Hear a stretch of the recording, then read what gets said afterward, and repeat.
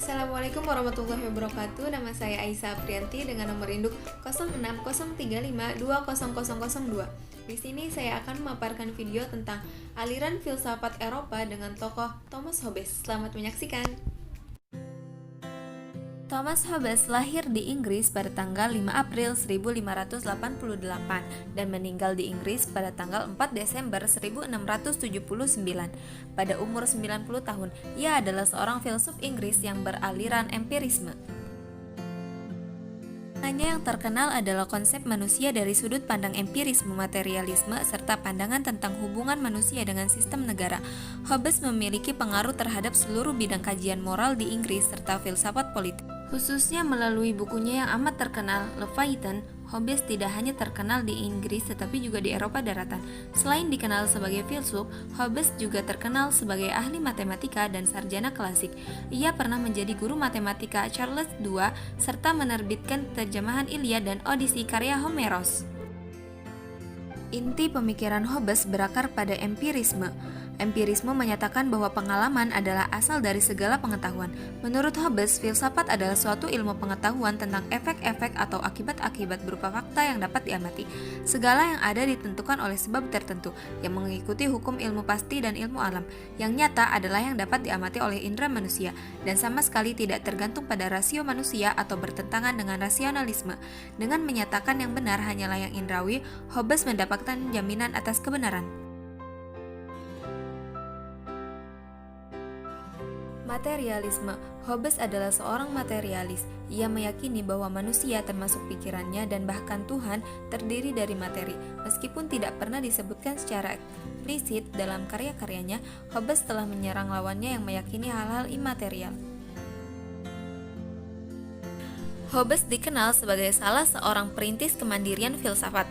Hobbes berpendapat bahwa selama ini filsafat banyak disusupi gagasan religius. Hobbes menegaskan bahwa objek filsafat adalah objek-objek lahiriah yang bergerak beserta ciri-cirinya. Menurutnya, substansi yang tak dapat berubah seperti Tuhan dan substansi yang tak dapat diraba secara empiris seperti roh, malaikat, dan sebagainya bukanlah objek filsafat. Hobbes menyatakan bahwa filsafat harus membatasi diri pada masalah kontrol atas alam.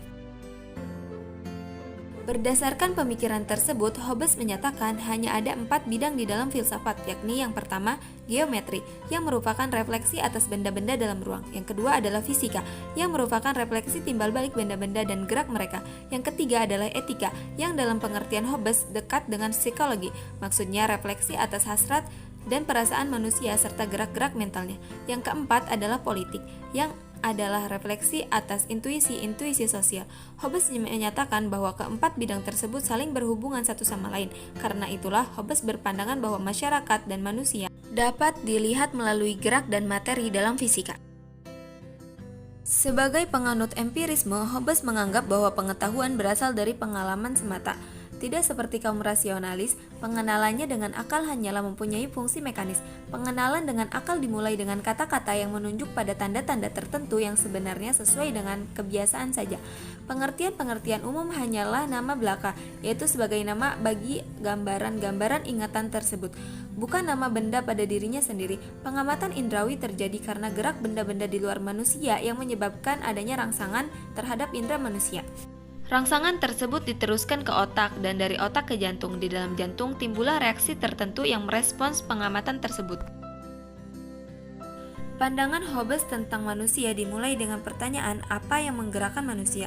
Di sini Hobbes membandingkan manusia dengan sebuah jam tangan yang bergerak secara teratur karena ada onderdil-onderdil di dalamnya. Hobbes memandang manusia secara mekanis belaka. Manusia adalah setumpuk material yang bekerja dan bergerak menurut hukum-hukum ilmu alam. Untuk itu, ia menyingkirkan segala macam anggapan moral metafisik tentang manusia. Misalnya saja, pandangan bahwa manusia memiliki kodrat sosial, kebebasan, keabadian jiwa, dan sebagainya. Jiwa dan akal budi hanya dianggap sebagai bagian dari proses mekanis di dalam tubuh. Setelah mengetahui seluruh kaitan antara onderdil dari sebuah jam tangan, maka kita dapat mengetahui prinsip kerja yang menyebabkan jam tangan itu bergerak. Kesimpulan akhir Hobbes mengenai faktor penggerak manusia adalah psikis manusia, yakni nafsu. Nafsu yang paling kuat dari manusia adalah nafsu untuk mempertahankan diri, atau dengan kata lain, ketakutan akan kehilangan nyawa. Dari dasar pemikiran itulah Hobbes kemudian merumuskan pandangannya tentang negara yang amat terkenal. Pemikiran Hobbes mengenai negara terdapat di dalam karya besarnya yang berjudul Leviathan. Leviathan adalah nama binatang di dalam mitologi Timur Tengah yang amat buas. Di dalam filsafat Hobbes, Leviathan merupakan simbol suatu negara. Seperti Leviathan, negara haruslah berkuasa mutlak dan ditakuti oleh semua rakyatnya.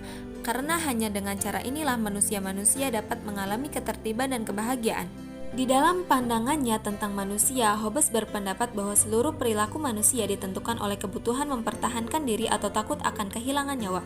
Dengan mengetahui hal tersebut, Hobbes merasa mampu menjawab pertanyaan bagaimana manusia harus bersikap baik, yaitu kuasailah rasa takut mati mereka. Bila manusia diancam dan dibuat takut, ia akan dapat mengendalikan emosi dan nafsunya sehingga kehidupan sosial dapat terjamin. Karena itu, negara haruslah menekan rasa takut mati dari warga negaranya, supaya setiap orang berbuat baik. Menurut Hobbes, manusia tidaklah bersifat sosial. Manusia hanya memiliki satu kecenderungan dalam dirinya, yaitu keinginan mempertahankan diri. Karena kecenderungan ini, manusia bersikap memusuhi dan mencurigai setiap manusia lain. Homo homini lupus. Manusia adalah serigala bagi sesamanya. Keadaan ini mendorong terjadinya perang semua melawan semua. Inilah keadaan alamiah saat sebelum terbentuknya negara. Akan tetapi jika terus-menerus terjadi perang semua melawan semua, tentu saja eksistensi manusia juga terancam. Untuk itu, manusia mengadakan sebuah perjanjian bersama untuk mendirikan negara yang mengharuskan mereka untuk hidup dalam perdamaian dan ketertiban. Negara berkuasa secara mutlak dan berhak menentukan nasib rakyatnya demi menjaga ketertiban dan perdamaian. Status mutlak dimiliki negara sebab negara bukanlah rekan perjanjian, melainkan hasil dari perjanjian antar warga negara. Artinya, di dalam perjanjian membentuk negara, setiap warga negara telah menyerahkan semua hak mereka kepada negara. Akan tetapi, negara sama sekali tidak punya kewajiban apapun atas warga negara, termasuk kewajiban untuk bertanggung jawab pada rakyatnya. Negara berada di atas seluruh warga negara dan berkuasa secara mutlak. Kemudian negara juga berhak menuntut ketaatan mutlak warga negara kepada hukum-hukum yang ada, serta menyediakan hukuman bagi yang melanggar, termasuk hukuman mati. Dengan demikian, warga negara akan menekan hawa nafsu dan insting untuk berperilaku destruktif.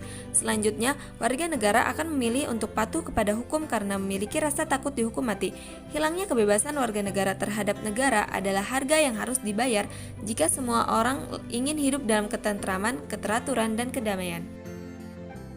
Jikalau kekuasaan negara begitu mutlak dan tidak dapat dituntut oleh warga negara, bukankah potensi penyalahgunaan kekuasaan oleh negara menjadi amat besar? Untuk mencegah terjadinya hal tersebut, Hobbes menyatakan dua hal. Pertama, perlu ada kesadaran dari pihak yang berkuasa mengenai konsep keadilan, sebab kelak perbuatannya harus dipertanggungjawabkan di atas Tuhan dalam pengadilan terakhir. Kedua, jika negara mengancam kelangsungan hidup warga negara, maka setiap warga negara yang memiliki rasa takut terhadap kematian akan berbalik menghancurkan negara. Sebelum negara menghancurkan mereka, pada situasi tersebut masyarakat akan kembali ke keadaan alamiah untuk selanjutnya membentuk negara yang lebih baik dan seterusnya. Sekian video dari saya, semoga bermanfaat. Mohon maaf bila ada kesalahan. Terima kasih. Wassalamualaikum warahmatullahi wabarakatuh.